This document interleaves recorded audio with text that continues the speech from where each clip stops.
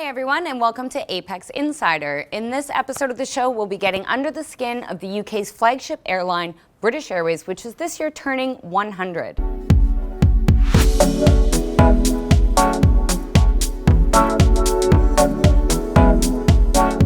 Now, in spite of its advanced age, the airline isn't slowing down at all. In fact, last September, they announced a £6.5 billion investment strategy to modernize every aspect of its operations. Today, I'll be speaking with Hamish McVey, head of brand and marketing at BA, about some of the improvements that passengers can expect to see as a result of this massive investment. So hi, Hamish. Thank you so much for having us here today at the Speedbird Centre. You're welcome, Maryann. Great to have you here. Awesome to be here. What is the Speedbird Centre for those who don't know? So it's a museum in BA's head office where we're able to celebrate our heritage. So we've got memorabilia, models of aircraft, uniforms from over the years that just tells the whole history of British Airways. It's really something. And I think we're sitting on a piece of history from British Airways right now, aren't we? We are, yes. These are seats from Concorde. So yeah, very comfortable, aren't they? Fantastic. I've never sat in one of these before, so it's really cool. All right, so BA is celebrating 100 years this year. Can you tell us a little bit about, how it all got started? What happened 100 years ago that led to us sitting here in Concorde chairs today? Well, it all started 100 years ago with one plane going to Paris with just one customer on it. And it's obviously grown to where we are today. So, our centenary year is very much a celebration of the 100 years that have gone before, but we're also using it as a way to look forward to the next 100 years. So we're really looking at where's the future of flying going. So that's a big part of our whole centenary campaign. Awesome. And one of the big things that you're doing to sort of ensure a brilliant future for BA is a $6.5 billion investment strategy. And these investments are going to fall into a couple different categories. So can you explain what those are? Yeah, so we're investing £6.5 billion across a number of areas. So we've got new products on board right the way through the aircraft. We've got investment going on across the ground in our airports. We've got a huge amount happening digitally and with technology. And there's a huge amount happening with new routes and our fleet, and a lot of investment in a lot of new aircraft.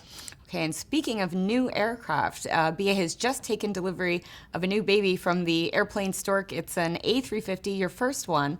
Can you tell us a little bit about this aircraft, what it means to BA, and how it's going to serve BA's passengers? Sure. So we're hugely excited to have the A350 into our fleet. We're getting 18 in total. As you say, we've just taken delivery of our first one. And the really exciting part of the A350 for us is it has our new business class cabin on it with the new club suite. So it's great that we're able to finally show that to customers and get people experiencing it. It's going to be a fantastic new product. It has better privacy. It's got a private door that closes the whole suite off. It's got a bigger bed. It's got a bigger IFE screen. We've got Wi-Fi on this aircraft. So overall, it's a fantastic new product for us. All right. So we talked about a bigger screen. I think you mentioned to me earlier as well that you've got a lot more storage on the IFE.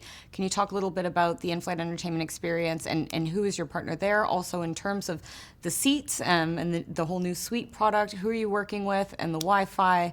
What are you doing there? What are we doing? Yeah. So there are a number of partners that we work with to bring the whole experience together. So on the actual club suite itself, we work with Rockwell Collins on the actual development of it, so design right the way through to the manufacturing of it.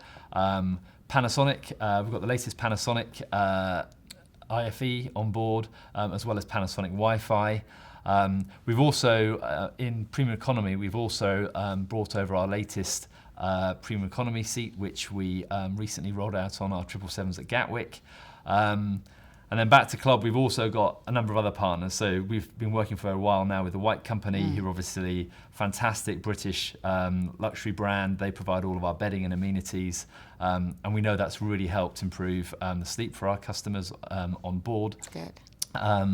We're also going to be rolling out catering with Doe & Co. from Heathrow across all of our long-haul network. So we've got some really key strategic partners that have made the whole experience come together. Okay, so this A350 experience is going to be awesome, as we know, but it's really important to have a consistent experience across your fleet. So, what are you guys doing in terms of retrofits and upgrades on some of your older aircraft to ensure a consistent experience for your passengers? Yeah, so we've got a huge amount of work going on to deliver the consistency you're talking about. So we've got new aircraft coming in with new products, but at the same time we've also got a big retrofit program going on, really focused at the moment around our 777s. So our 777s are going to be getting the new club suite, and then as new aircraft come into the fleet, so next year we have the 787-10, they're also going to be coming with the new products as well. So yeah, we're going as fast as we can to get the new products out to deliver that consistency across the fleet. All right, and then it wouldn't be a proper fleet discussion, I think, if we didn't talk about the A380. It's been a big flagship aircraft for BA, but we've learned recently that Airbus is not going to manufacture them anymore. So just wondering how that aircraft's going to continue to fit into your growth plans at the airline. Yes, I mean, the A380 is a hugely important aircraft for us. We have 12 of them, and it flies to some of the great destinations that we have on our network. So it's going to continue to be an important part of our plans going forward. Good. I'm glad to hear it's not going anywhere anytime soon. No. All right. Now, going from sort of long-haul aircraft discussion to short-haul aircraft discussion, you guys are going to be rolling out Wi-Fi across your entire short-haul fleet by the end of this year. And this is part of IAG's becoming the launch customer for Inmarsat's European aviation network. So can you let us know how that rollout's coming along? Yeah, so it's going well. We're in the process at the moment of equipping all of our aircraft, testing the product to ensure that it's working as we'd expect it to. And then, we aim to have all of the fleet fully equipped and available for customers to use by the end of the year. That's fantastic.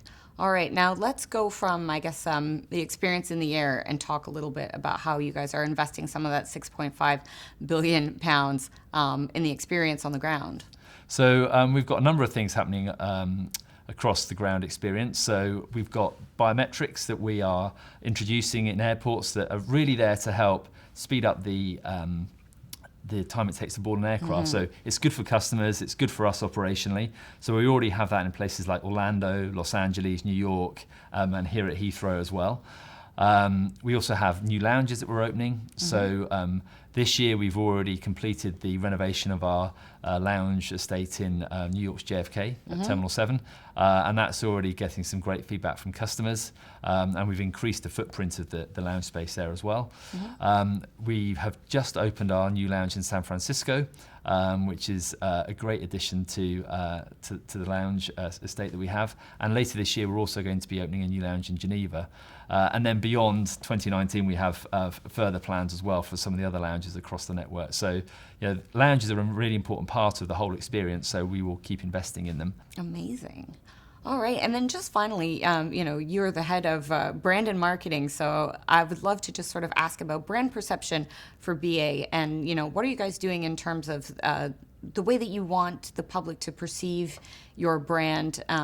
There's a lot of tradition in the airline, but you also want to be groundbreakers and innovators. So, how are you sort of shaping your brand message to the public at this time? Yeah, well, I think we're looking at it in two ways. So one is we've got an amazingly rich heritage, and we need to use that in the most progressive way possible. And I think part of that is how you start to look towards the future as well. So that's what we've been doing as part of the centenary campaign. We've also this year gone out with our first big brand campaign for a number of years, and it really celebrates the fact that British Airways is made by the people, ideas and values of modern Britain, and that's about us being open-minded as a brand, being creative, pioneering, welcoming, sort of really aligning ourselves to values that I think people would associate with modern Britain. So that's the story that we're telling from a brand perspective. And we're also partnering with some really interesting brands as well. So we obviously are an exporter of everything that's great about Britain.